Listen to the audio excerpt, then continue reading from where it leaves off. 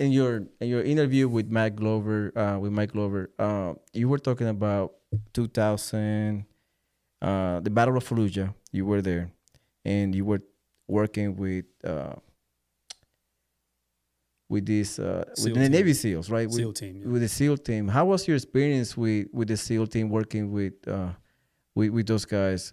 That was your first days of working with this SOF, the Special Forces guys. Not necessarily. Like the Marine Corps and Navy have a pretty tight relationship, especially on the combat arms. I mean, the Navy SEALs are pretty much the only combat arms the Navy has, right? So then, because we're co-located in Pendleton, they're down in Coronado. There was training events with Navy SEALs often with grunts. Okay. And so, but like that was the first time that we had served together in combat. We didn't quite know who they were, but we knew that they were a SEAL team, and they were very experienced, and we kind of bounced off each other, but they were attached to us. That was the weird thing. Like they split their team into 5 guys each, and like I had half the SEAL teams with my squad. My buddy Romero had the other half of the SEAL teams, and that's how we assaulted Fallujah from the north side down to the south side. It was just building by building, room by room, every nook and cranny where somebody could hide had to get searched at some point. But Fallujah was a different deployment. It was, honestly, I'd describe it as like my hardest and my best and worst deployment. I saw like this type of urban warfare, this combat application, and I realized that I really like it. Like I don't want necessarily to be in that like a Fallujah type scenario all the time, but versus what we were doing in Iraq, which is a little more rural, not as populated, dense cities and stuff like that. Sorry, not Iraq, but the initial invasion. Oh yeah, it was. But like Fallujah in Iraq also was a different kind of fight because it was just a big urban area, lots of buildings, alleyways, streets, rooftops.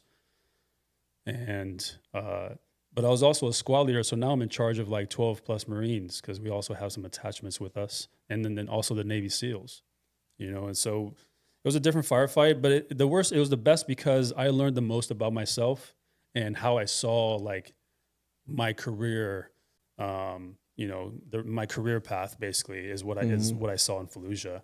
But it was also the worst deployment because like in the first week, we lost 14 guys in the first week. And that was that was a strategic fail. Like we didn't get the Cobra helicopters in time. We didn't get the M1 Abrams in time. Yeah. We didn't get those in time. And then these guys were, we were also told there's like 600 insurgents inside Fallujah. Okay, well, we got 800 Marines plus another 300 Army with strikers. So we were like, okay, we're good. But by the time Fallujah was over, there was close to 3,000 people there, 2,600 or something like that. I forget the number. I mean, that was a lot of people. They were, we were outnumbered. And these guys were inside rooms hiding. They're all like in alleyways and stuff, like all like just reinforced and, in positions. And we're the ones coming around these corners blind. They had us at every advantage. So we lost a lot of Marines in the first week, first couple of weeks. And then after that, it kind of settled down. But that was a deployment where like, as far as like losses and stuff, that was the worst. So that's why I decided to go into the Army trial for Special Forces. But before I actually made that commitment, I applied to Blackwater.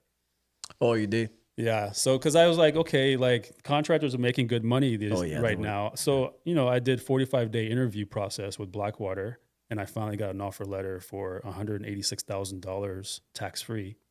Oh yeah, a year in Iraq. So back then, that's a lot of money. That's a lot of money. Hundreds, and well, I'm also an E5 out of the Marine Corps. Shoot, you go from E5 pay into 186,000 tax free. It's 3 months on, 1 month off. So you're in Iraq for 9 months and you're home for 3.